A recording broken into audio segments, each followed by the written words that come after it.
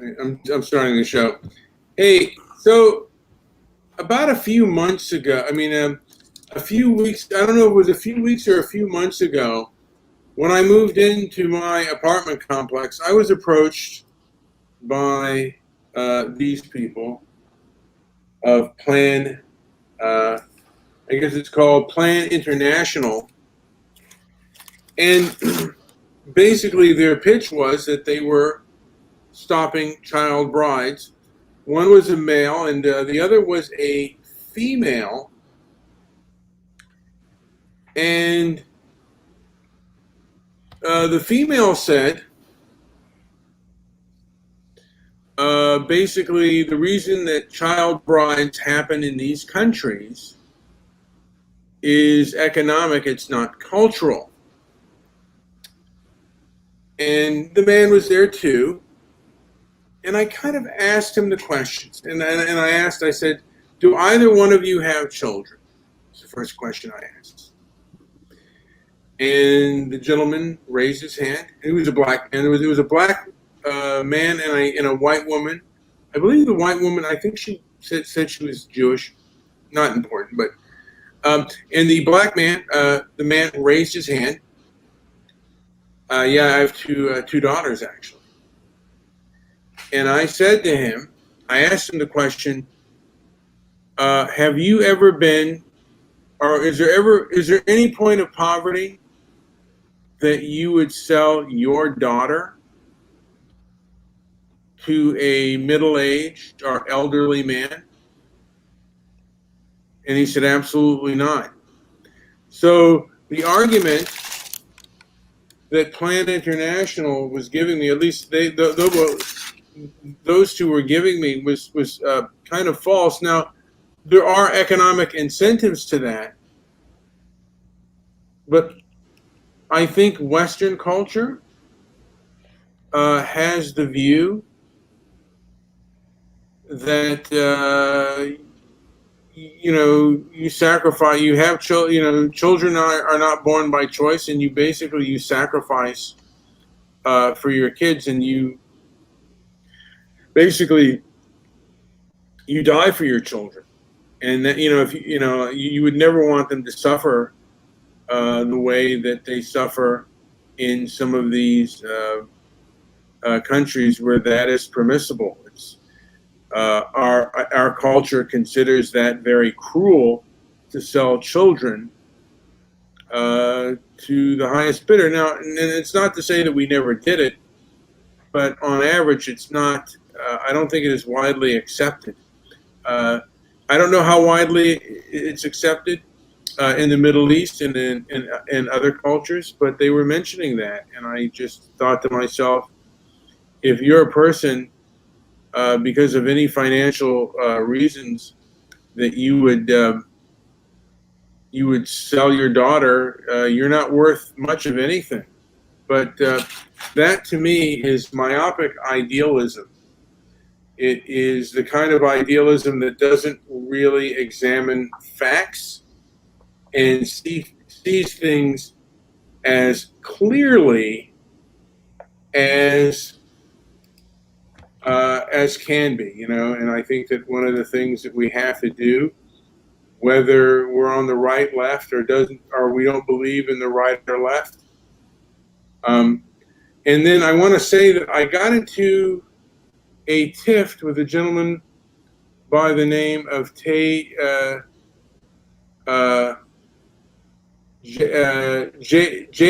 Black, and his Black is it's spelled it's J.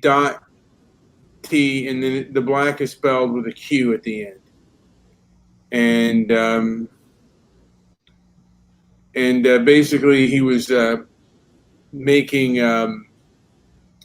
disparaging remarks to a person that that I do like. I don't agree with everything that he says, but Jesse Lee Peterson, and I asked him. I asked him a question.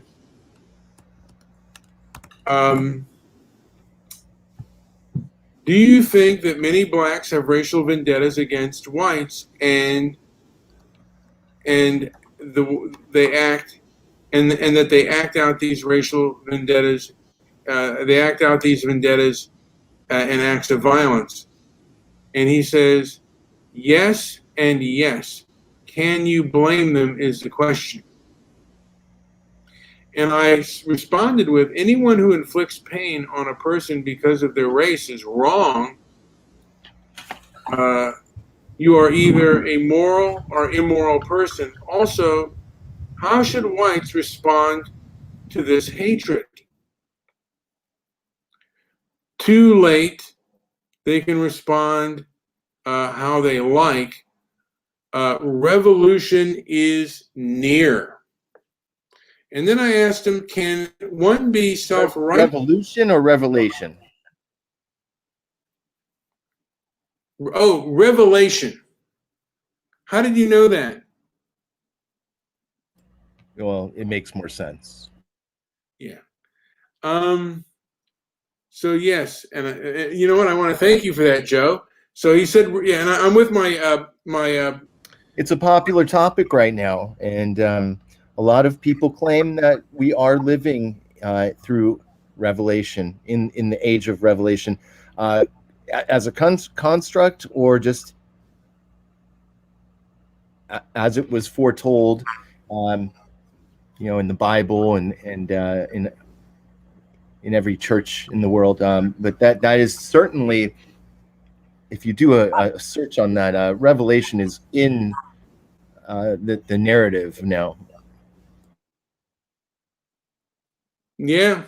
So I wonder if, and it could be, and also, if I could add this, it could also be demonstrated in a lot of ways. Now, when a story comes across and people immediately are not as quick to accept the information, but rather they question it. And I feel that this is kind of the revelation of method, where people are just not as easily fooled by games. They're not willing to give away their views so easily. But yeah, go ahead. That would be revelation. right now, people are not ready to give up their views because they may be punished, particularly if your views are on the right or somewhat conservative, because much of the left is very, and I've said this before, very vindictive, and I've responded with a lot of anger about that. I see them, and the way I see them is myopic idealists who don't see the full picture and will censor the others. They censor because they believe that conservatives or the far right is more dangerous than the far left. But whomever you have double standards for, and you allow to get away with things that others are not allowed to get away with,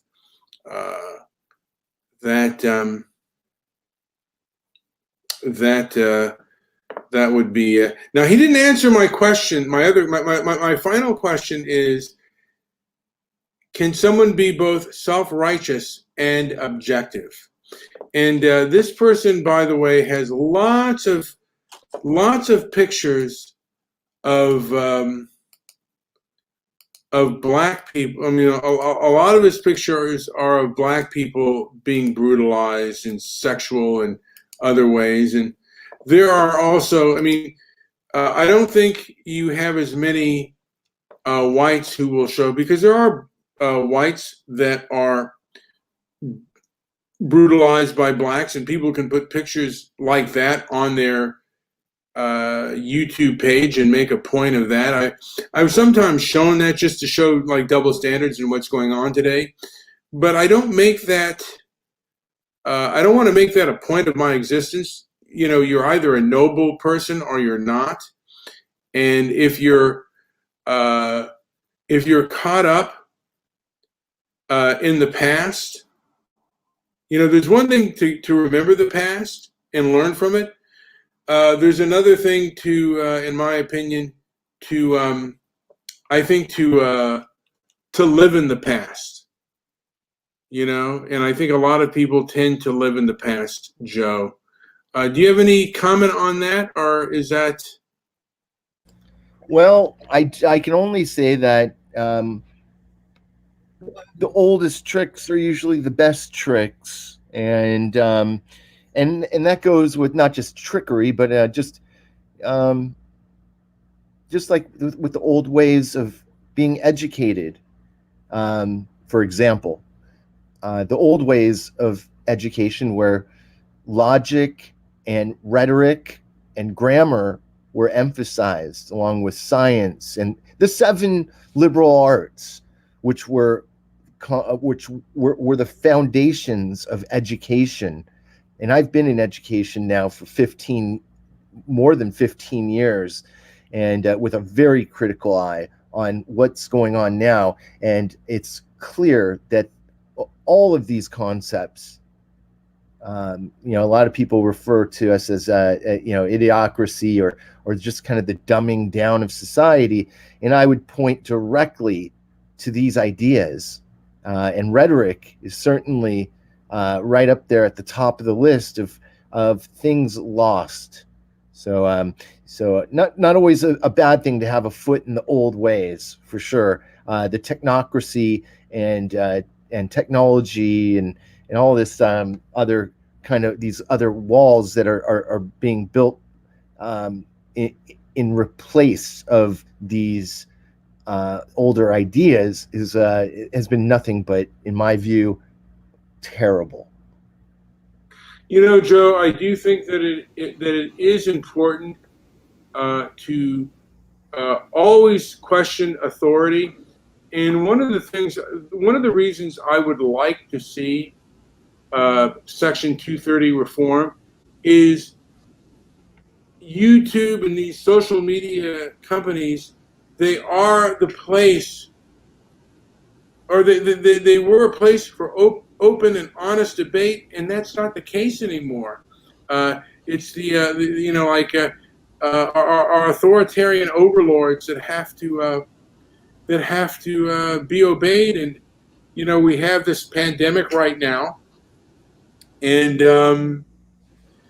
where everyone has to wear a mask, and wherever we go, if we go inside, and we've basically shut down the economy, and the only views that are allowed to be heard right at this moment are views that the establishment tells us that is okay. And it's kind of like it's like has the establishment not lied to us before?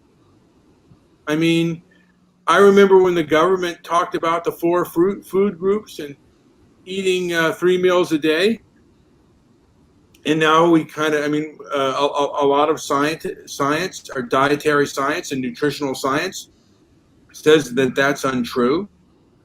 And now all of a sudden, we're supposed to believe the establishment and the government and governmental agencies and worldwide institutions, that everything they say, and if you go against them, you can be censored. Well, certainly the idea of breakfast was something that was provably pushed by Edward Bernays, and it was to support farmers and to create, that whole thing, and in, they threw that in there, and it was absolutely breakfast in the way it was presented and pushed was nothing but detrimental, high fats and all these salts and things, well, that carb, are just incredibly bad. high carb.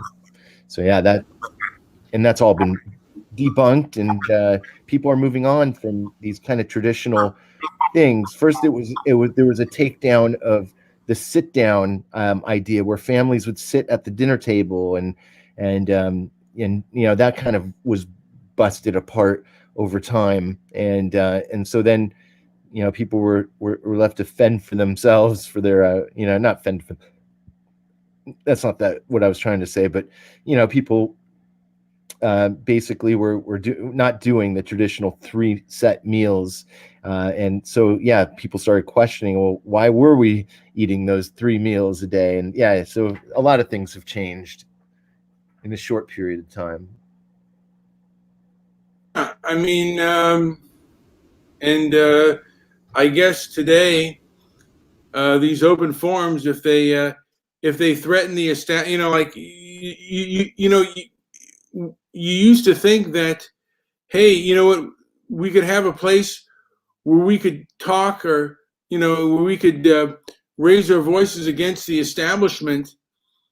But I guess today, if something goes against the establishment can shut it down, and it's kind of a sad it's a sad state of affairs that the public square, the digital public square, is taken over. By the way, what is the difference between just plain rhetoric and emotional rhetoric? I don't know if you would have the definition between the two, Joe.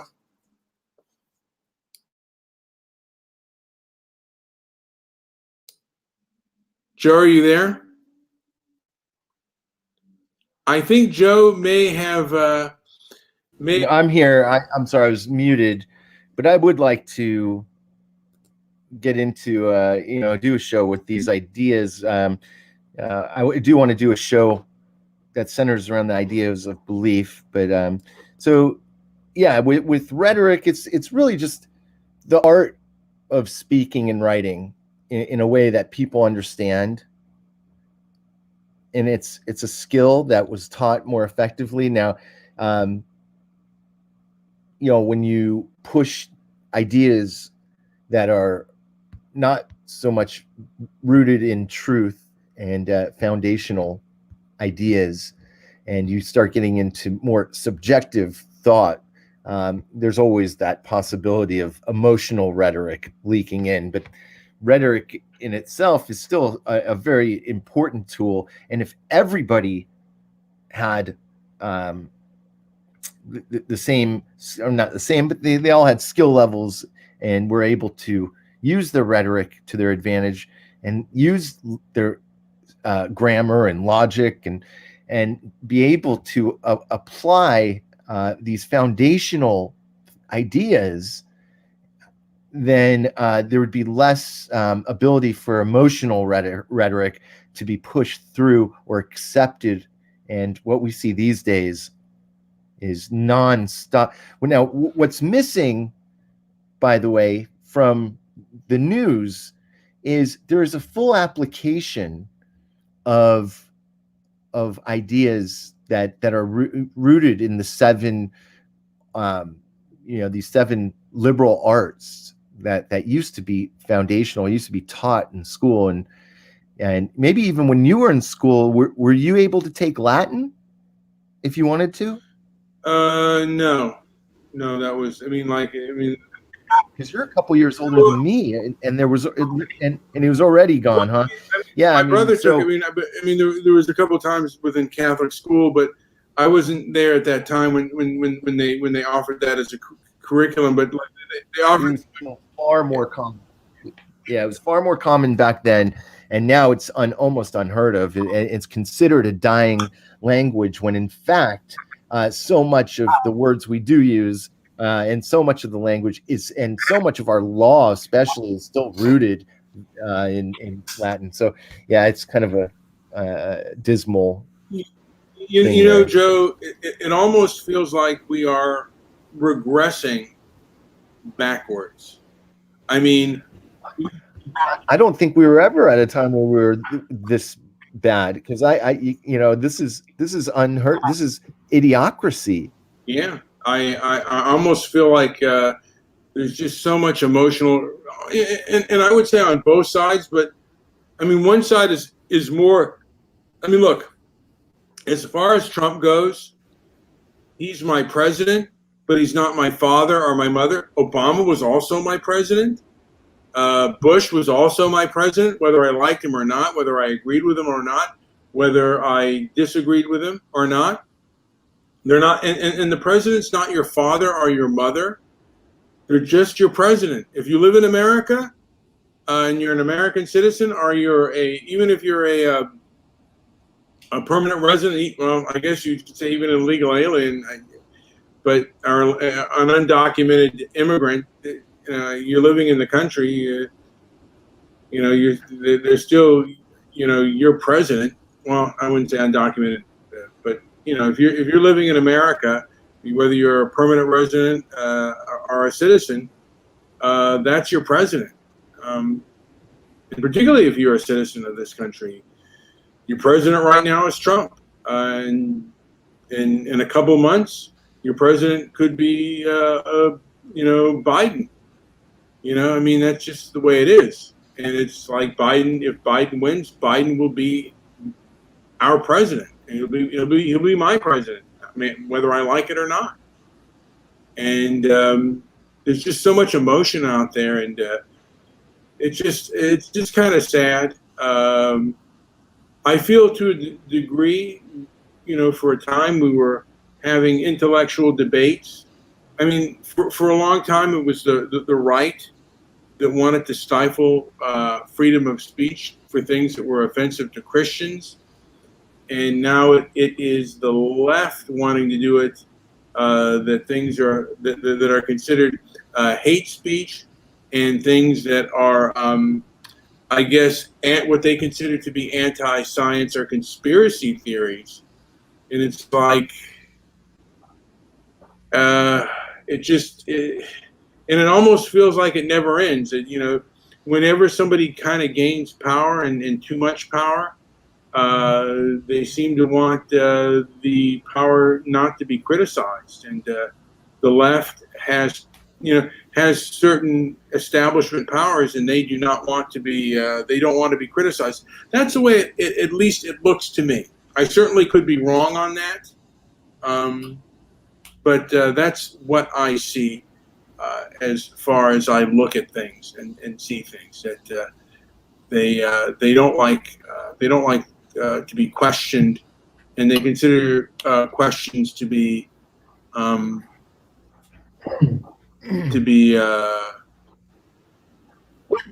Well, one thing I'd like to add on, just to get back real quick to rhetoric. Rhetoric, by and large, is a word, is an idea and a thought that has been demonized. Oh, he's just using rhetoric, or like what you're saying, emotional rhetoric. And I think people accept that sort of adjective or whatever. I think they accept that without really knowing that rhetoric itself is really, it's just the idea of speaking and writing effectively.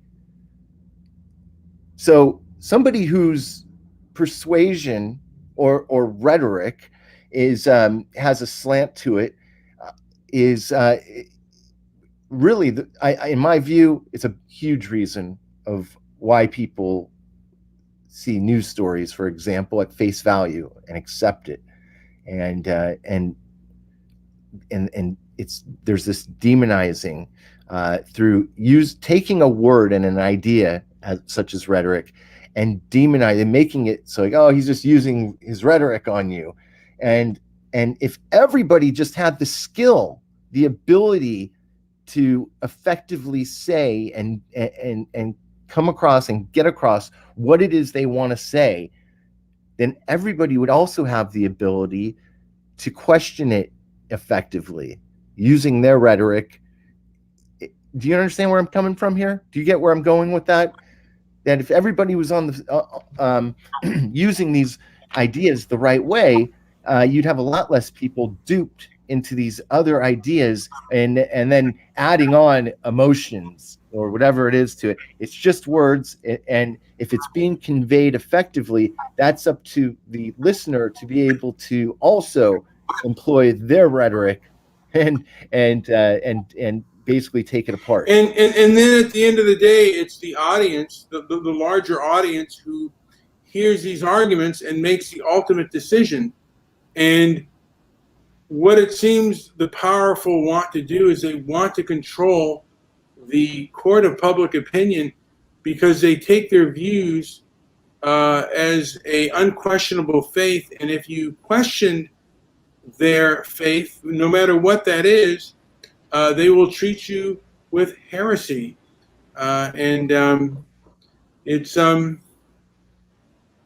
it's kind of it's kind of sad. And I'm on one of my local websites on Facebook, and I'm seeing just people just really just act really nasty to one another, and it's just kind of sad what I'm seeing. And it's like I want to think that most people don't see things like that, and that they're decent to one another.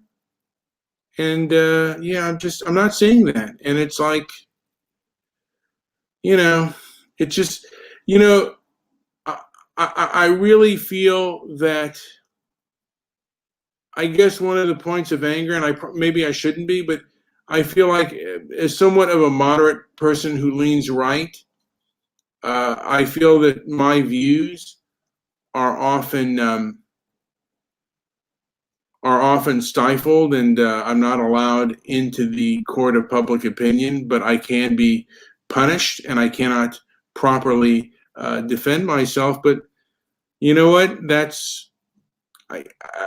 I guess that's been the way it has been for people for years. There have been people who've been persecuted, and they didn't get a fair trial. So I'm not the only one, and it's not really that bad for me. I mean, I do make, I am financially okay off. So in that regard, I'm lucky, and I probably shouldn't be as upset as I am, because who wants to be known by the man? Like, I mean, there's probably a downfall to be being known by the masses, which would make you famous, and you'd lose your anonymity. So that would be something that I would probably not want. Now, by the way, I want to mention, I only lasted till day 6. At 3 a.m, I got up late at night, and the only place that was open was an Italian place, and I had 2 things of pasta. So I broke my fast, and but I'm going to do 2 meals a day, and I think I'll start that on Sunday as well. Just 2 small. Any change in the diet, or are you not really concerned as much about what you eat? I'm going to try to go.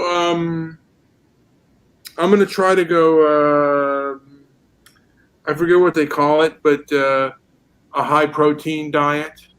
Carnivorous, but it's I forget the name of the diet that I'm going to do, but it's going to be a lot of it's going to be meat and vegetables is that I'm going to eat, and cut down on the sugar, and I'm going to. Way to start off with 2 pasta dishes. Yeah, well, yeah, but what kind of pasta was it? Bolognese? One was bolognese, and the other was a